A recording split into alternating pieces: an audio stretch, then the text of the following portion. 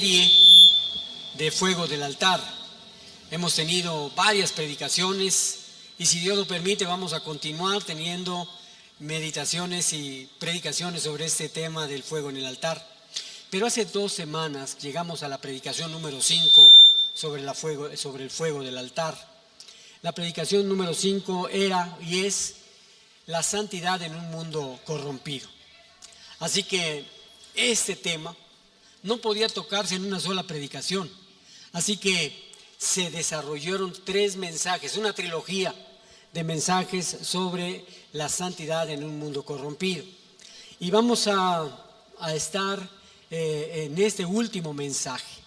Pero antes de eso quiero decirte que para el estudio y la preparación de este mensaje en particular, la santidad en un mundo corrompido, estoy seguro de que este mensaje será el punto culminante de toda esta trilogía. Solo vamos a observar el progreso que Dios ha mostrado a esta iglesia a través de estos 3 mensajes. Vamos a ver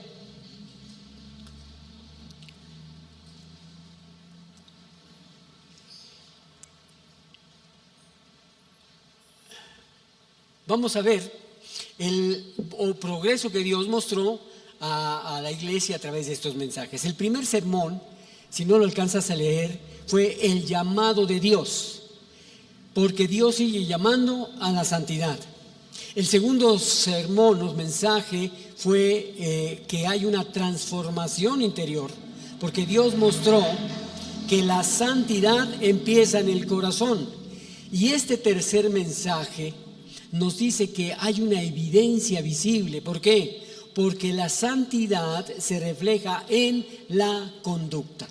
Así que, si te das cuenta, este orden, amado hermano, hermana, es profundamente bíblico. Dios no comienza cambiando nuestra conducta. No es por ahí donde Dios comienza. Comienza cambiando nuestro corazón.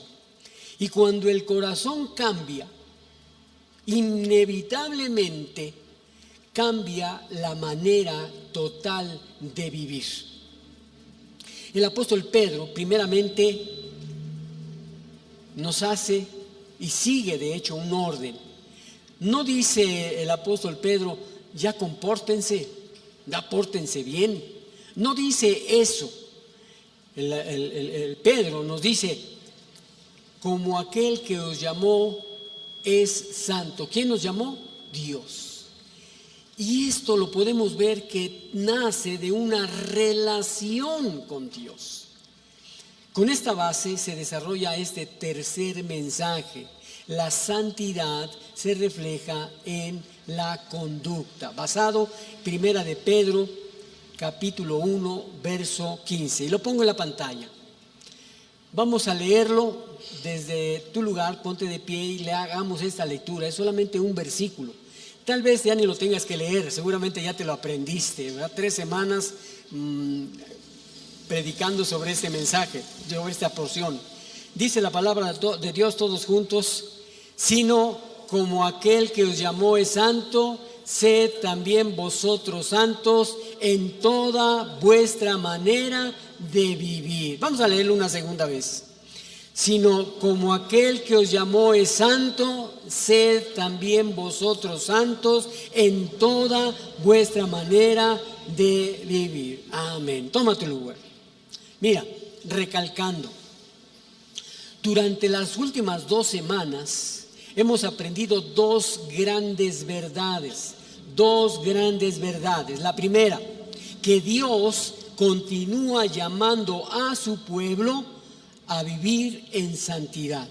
Y la segunda verdad es que comprendimos que la santidad no comienza con una lista interminable de reglas, sino en un corazón transformado por el Espíritu Santo.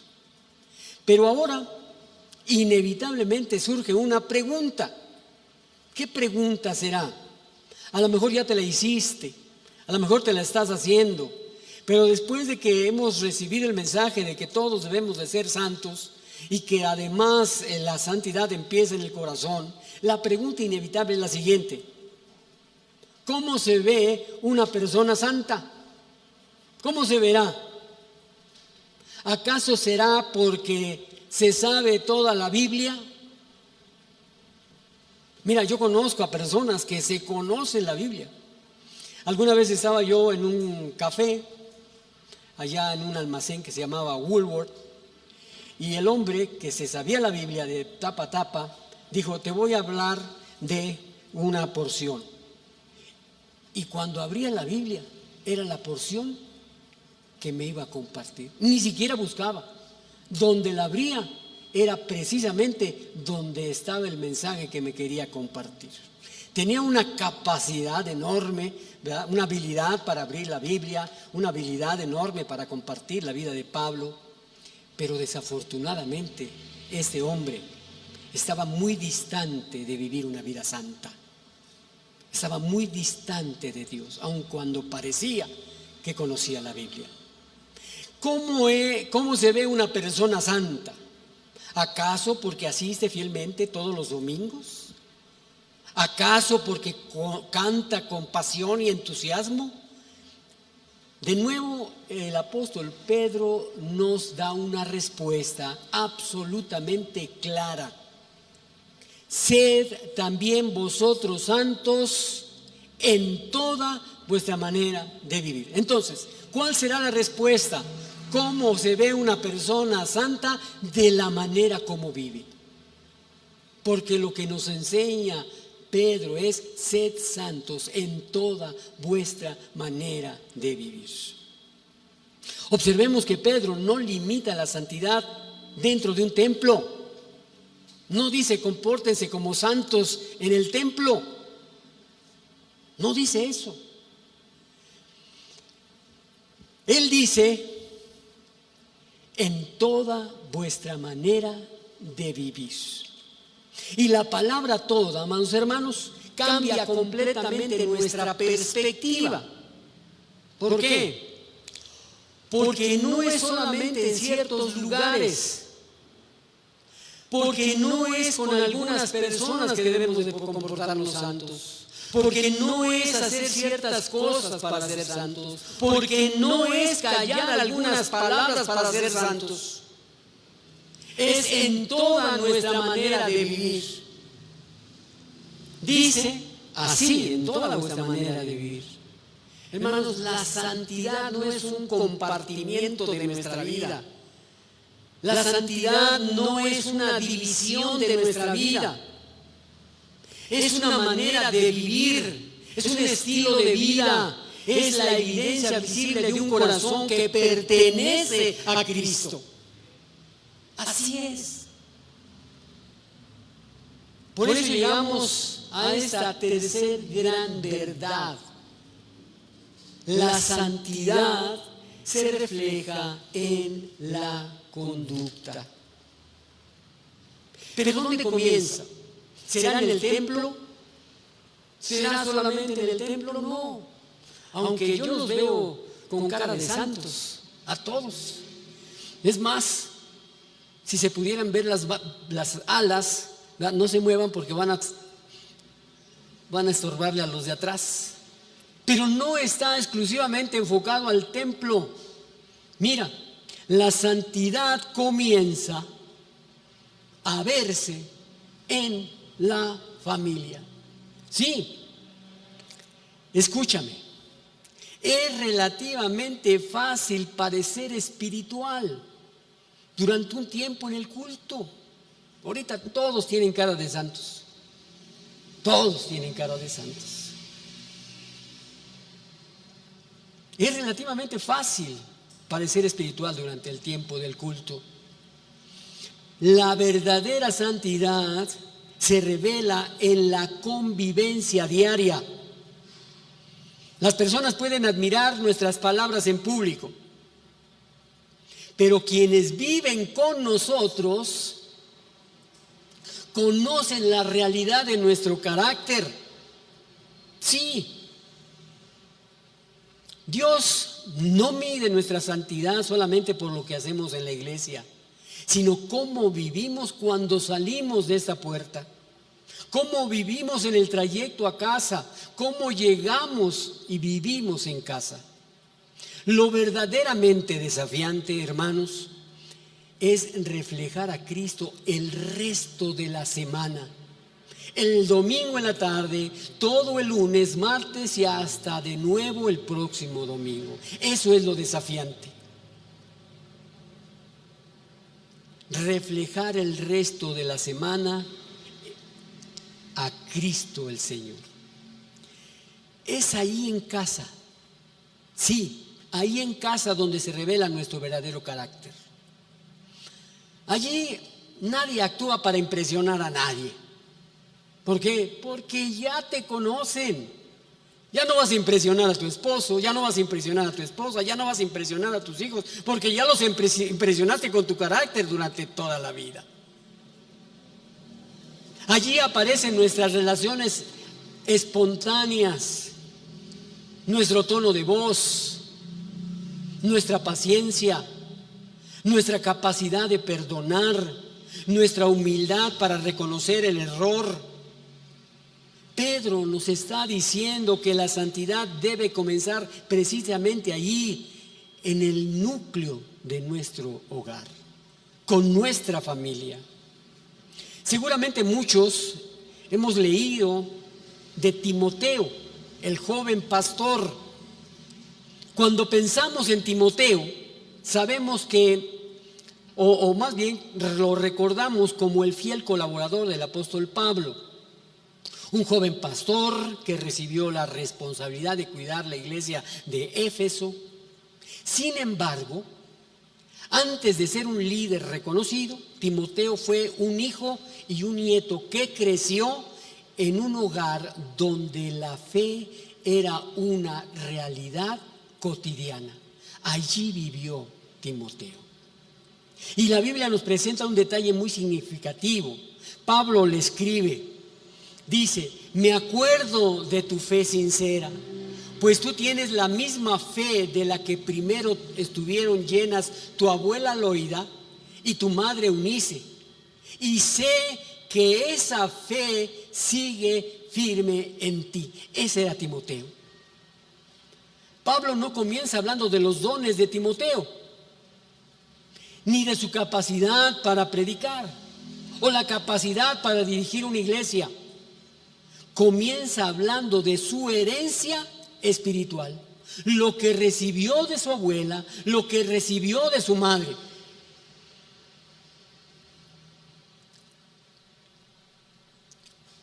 Sabemos por el libro de los Hechos 16:1 que Timoteo era hijo de una mujer judía creyente llamada Eunice y de un padre griego.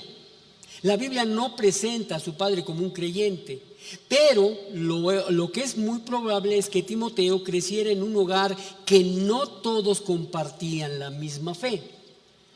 Y aún así, Dios levantó a dos mujeres, Loida y su abuela Eunice, su madre.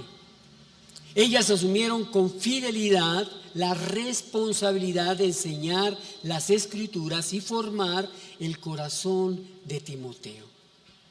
Y más adelante el apóstol Pablo le recuerda: desde la niñez se te han enseñado las sagradas Escrituras, las cuales te han dado la sabiduría para recibir la salvación que viene por confiar en Cristo Jesús. La expresión, véanla, desde la niñez, indica que Timoteo fue instruido en la palabra de Dios. ¿Desde cuándo? Desde los primeros años. Antes de escuchar las enseñanzas del apóstol Pablo, ya Timoteo conocía las Escrituras. ¿Por qué? Porque su madre y su abuela habían sembrado fielmente la Escritura en su corazón. Era una fe que se veía antes de ser enseñado. Lo que más impresiona a Pablo es que lo que describe de la fe de su abuela y de su madre, como una fe no fingida, una fe que no se fingía, es decir, una fe absoluta, sincera y sin hipocresía. Ellas no solo hablaban de Dios, vivían para Dios. Ellas no solo enseñaban la palabra, la obedecían. Y ellas no solo oraban, dependían del Señor día tras día. Timoteo vio el evangelio reflejado en la vida de las personas que más amaba. Antes de escuchar sermones, observó cómo su madre y su abuela trataban a los demás, enfrentaban las dificultades y permanecían fieles al Señor. Su hogar se convirtió en la primer escuela de discipulado para Timoteo. Así que, años después, cuando Pablo llegó a Listra durante el segundo viaje misionero, encontró precisamente a ese joven Timoteo, con un carácter formado y con un corazón dispuesto para servir a Cristo. Y Pablo lo invitó a acompañarlo en la obra misionera. Y con el tiempo Timoteo llegó a ser uno de los colaboradores más cercanos de Pablo. Pablo lo envió a fortalecer iglesias, a resolver conflictos y a pastorear una congregación en Éfeso. Todo ese ministerio tuvo un fundamento que comenzó mucho antes. El ejemplo de su madre y de su abuela, que vivieron una fe auténtica. Esta historia la cuento y la traigo aquí porque nos recuerda que el hogar es el primer lugar donde la santidad debe ser visible, en el hogar. Los hijos aprenden mucho más de lo que ven que de lo que oyen. Ellos observan cómo sus padres oran. Ellos observan cómo responden en los momentos difíciles. Los hijos observan cómo se hablan entre sí, cómo perdonan y cómo aman a Dios. Quizás nuestros hijos olviden muchas de las palabras que les dijimos, pero difícilmente, hermanos, olvidarán cómo fuimos o somos ejemplo para ellos y para los demás. El legado más valioso, amados hermanos, que un padre o una madre pueda dejar no es una herencia material, no es una cantidad de casas o de terrenos o de dinero, sino una vida que refleje a Cristo, como ocurrió precisamente con Timoteo. Una fe sincera vivida en el hogar puede ser el instrumento que Dios use para levantar los líderes de iglesias en el futuro, los próximos pastores, los misioneros que están necesitando el mundo y siervos del mañana.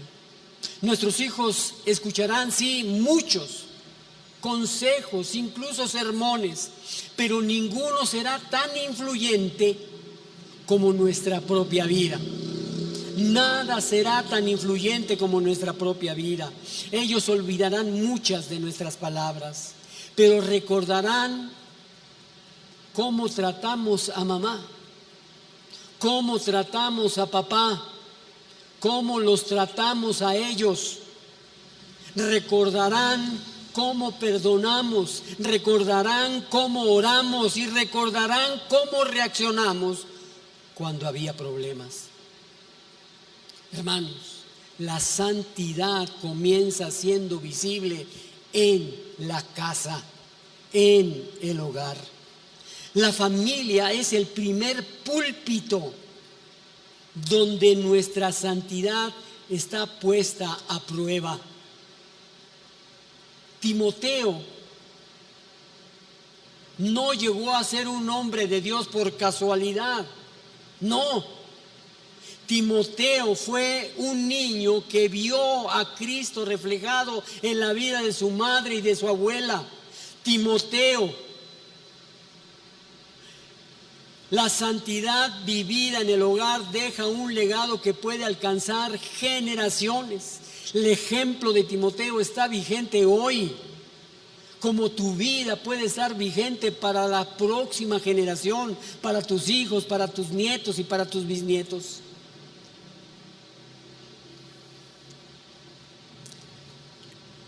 El mensaje de hoy es: la santidad se refleja en la conducta, pero también se refleja en el trabajo. Sí, en el trabajo. La Biblia nunca separa la espiritualidad de la vida cotidiana. La mayoría de nosotros trabajamos en algún lugar, en nuestra propia empresa, en algún negocio. La Biblia nunca separa la espiritualidad de la vida cotidiana. El creyente honra a Dios también cuando trabaja, no solamente cuando está en el culto, alabando, orando.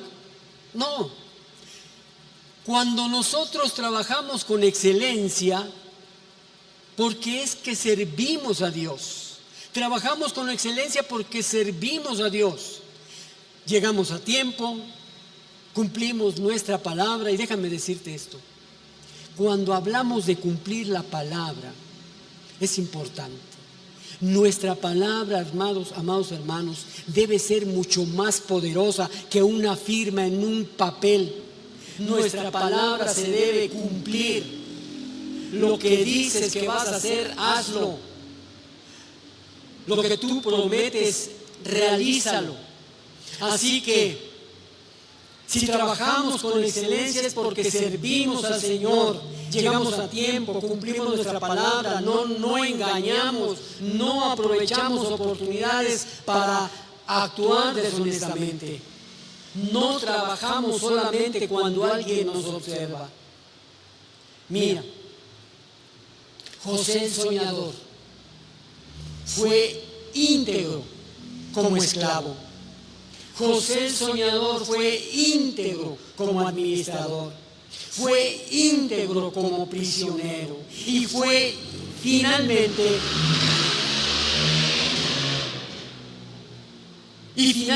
fue íntegro como gobernador.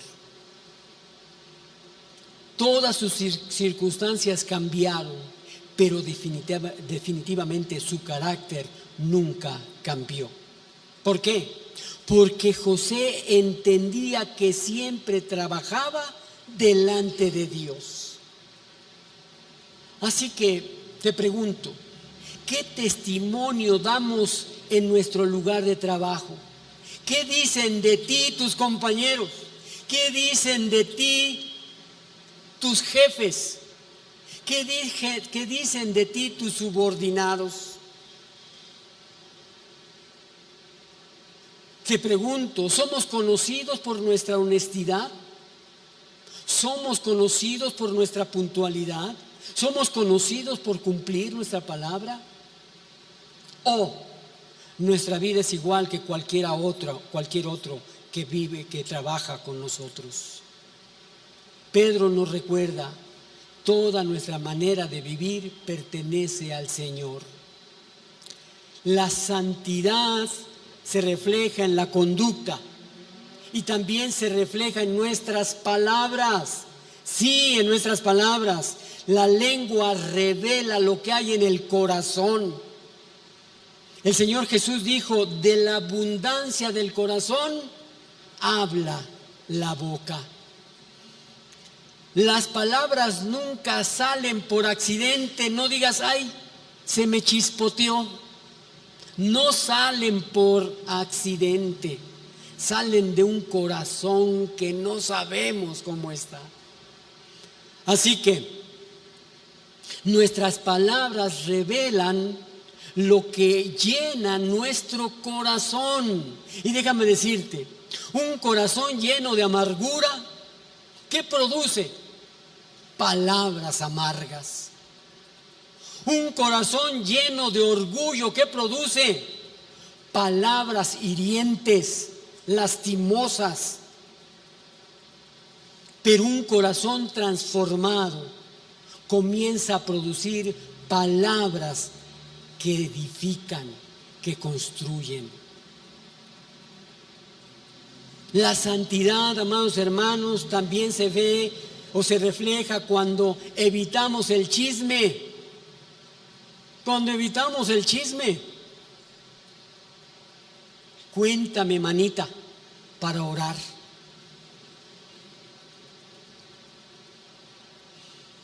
Cuando evitamos el chisme, cuando rechazamos la mentira, cuando hablamos con verdad, con amor, cuando pedimos perdón, cuando hemos ofendido, cuando bendecimos en lugar de maldecir.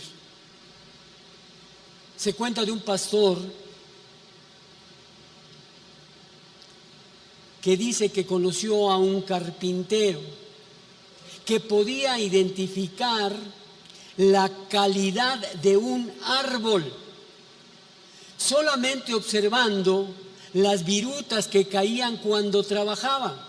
No necesitaba ver el árbol, no necesitaba ver el tronco completo, pero él podía identificar qué calidad de madera era cuando caían las virutas. Las pequeñas virutas revelaban la calidad de la madera. Y así sucede, hermanos, con nuestras palabras. Sí, cada conversación deja pequeñas virutas que revelan el estado de nuestro corazón.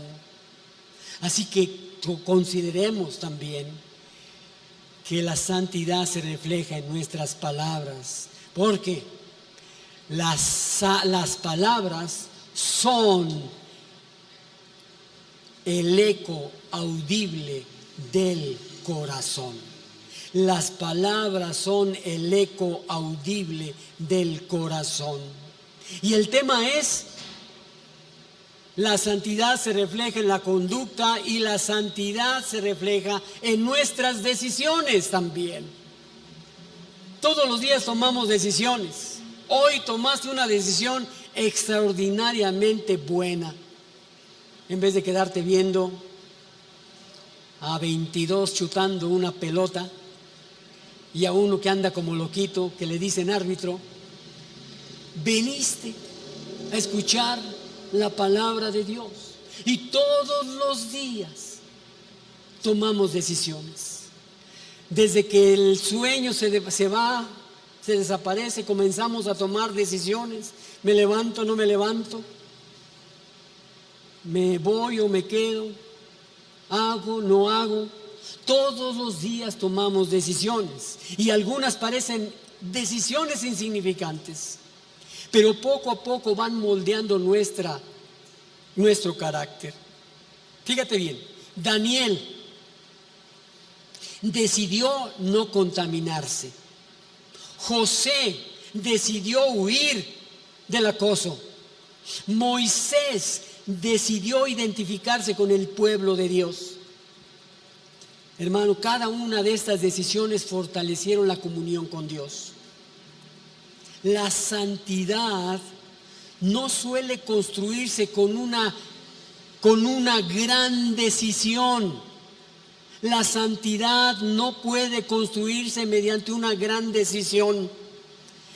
Se construye mediante miles de pequeñas decisiones de obediencia.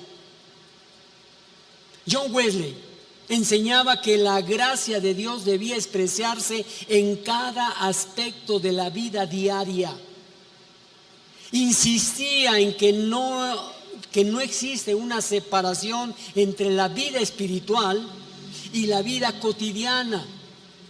Escucha, la fe debía manifestarse en el uso del tiempo. La fe debería manifestarse en el uso del dinero. La fe debía de manifestarse en las palabras, en el trabajo, en el servicio al prójimo. Para Wesley, un creyente que decía amar a Dios, pero vivía con indiferencia hacia los demás, aún necesitaba crecer en santidad. Y Wesley resumía este llamado exhortando a los cristianos a hacer todo el bien que pudieran,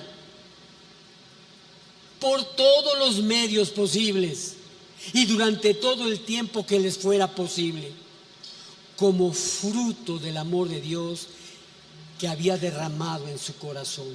Tú y yo somos llamados a ser santos y a hacer el bien de todas formas que podamos, sobre todo a nuestros semejantes. Ahora, después de todo esto, ¿cómo impacta una vida santa en un mundo corrompido? Tú y yo sabemos que estamos rodeados de gente que necesita a Dios, que necesita conocer de su amor, que necesita conocer de su misericordia. Ahora, ¿cómo impacta una vida santa en un mundo corrompido? Y Pedro escribe a creyentes que estaban rodeados de idolatría, ya lo hemos visto, gente que estaba lleno de violencia, de inmoralidad. Sin embargo, nunca les dice, pues, combátelos. Si son violentos contigo, sé violentos con ellos. Algunos papás dicen eso a sus hijos: te pegaron, pégales. Pero Pedro no nos está diciendo eso. No está diciendo respondan con violencia. Les dice vivan de una manera que reflejen la gloria de Dios. Una vida santa se convierte en una luz. Si tú vives en santidad, serás una luz en medio de un mundo corrompido. Una luz. Y escucha esto. No es una luz para llamar la atención, porque la luz simplemente brilla. Y te voy a poner una ilustración. Daniel nunca predicó grandes discursos delante de Babilonia. Por toda la nación terminó reconociendo al Dios verdadero porque observó en Daniel la integridad. La vida de Daniel habló antes que sus palabras. Vivimos y sabemos que vivimos en una sociedad donde muchas personas, fíjate, vivimos en una sociedad donde muchísimas personas nunca, jamás abrirán una Biblia. Nunca abrirán una Biblia. Pero déjame decirte algo. Te están observando a ti, que saben que tú la abres, que saben que tú la lees, que saben que tú la obedeces. Y esas personas te están observando porque nosotros somos espectáculo para el mundo. Y muchos estarán observándote para ver si es cierto que hay una esperanza de cambio. Tú serás la luz para ellos. Observarán cómo tratamos a nuestra familia. Observarán cómo respondemos cuando somos ofendidos. Y observarán cómo manejamos el dinero, cómo trabajamos, cómo enfrentamos inclusive el sufrimiento.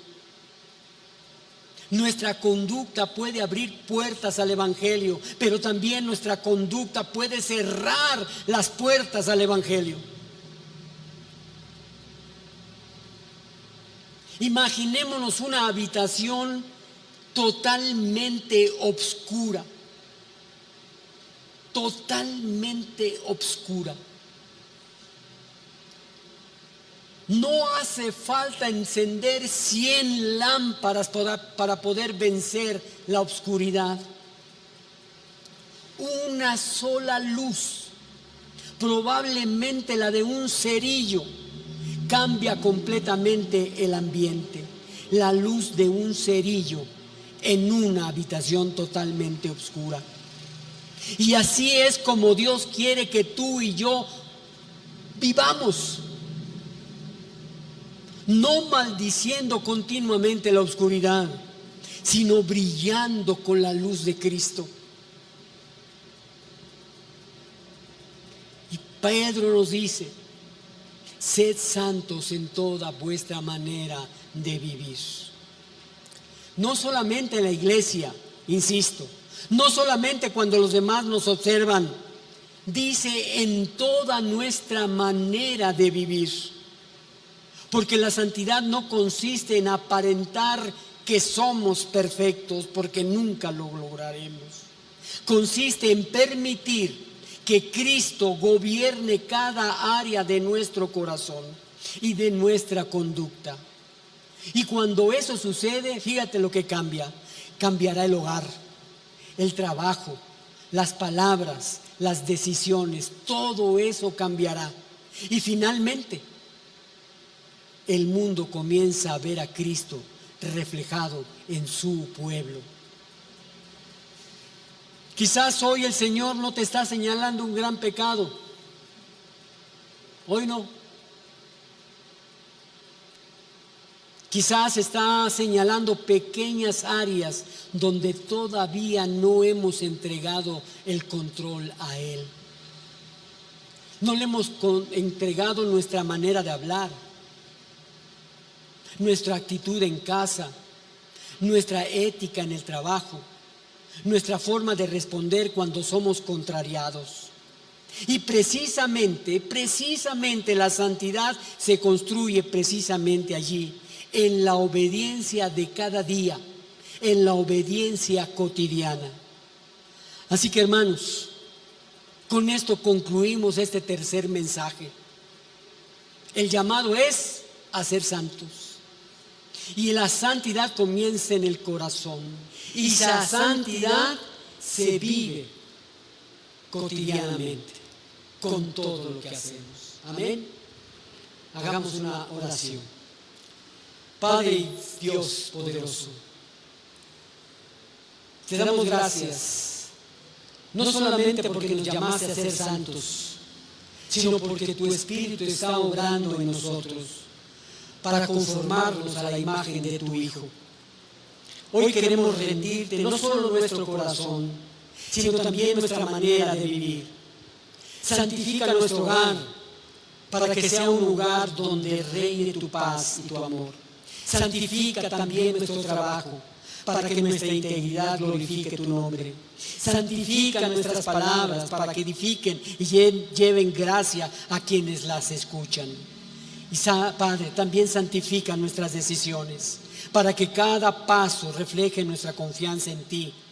Haz de nosotros una iglesia cuyo testimonio ilumine en medio de una generación confundida. Y que el fuego de tu altar no solo arda dentro de nosotros, sino que pueda verse en la forma en que amamos, en la forma que servimos, perdonamos y obedecemos. Que quienes nos rodean puedan reconocer no nuestra perfección, sino la obra transformadora de Jesucristo en nuestras vidas. Te lo pedimos en el nombre poderoso de Jesús nuestro Señor. Amén. Hermanos, una reflexión final. Con este mensaje se completa un recorrido espiritual de 3 preguntas fundamentales. La primera: ¿por qué debo de vivir en santidad? Porque Dios es santo y sigue llamando a su pueblo a reflejar su carácter. La segunda pregunta: ¿dónde comienza la santidad? En un corazón transformado por la gracia y el poder del Espíritu Santo. Y la tercera: ¿cómo se hace visible la santidad? En una vida cotidiana marcada por el amor, por la integridad y la obediencia. Y un testimonio que apunta constantemente a Cristo. Y es de esta manera, amados hermanos, esta trilogía que hemos compartido no termina con una lista enorme de normas, sino en una invitación a contemplar a Cristo, permitir que Él transforme el corazón y vivir de tal manera que el mundo pueda ver a través de su iglesia el resplandor del santo evangelio. Ese es el fuego que Dios desea mantener siempre encendido sobre el altar de nuestras vidas. Así que hoy es bueno que nos unamos en alabanza a nuestro Dios. Levántate y cantemos todos juntos.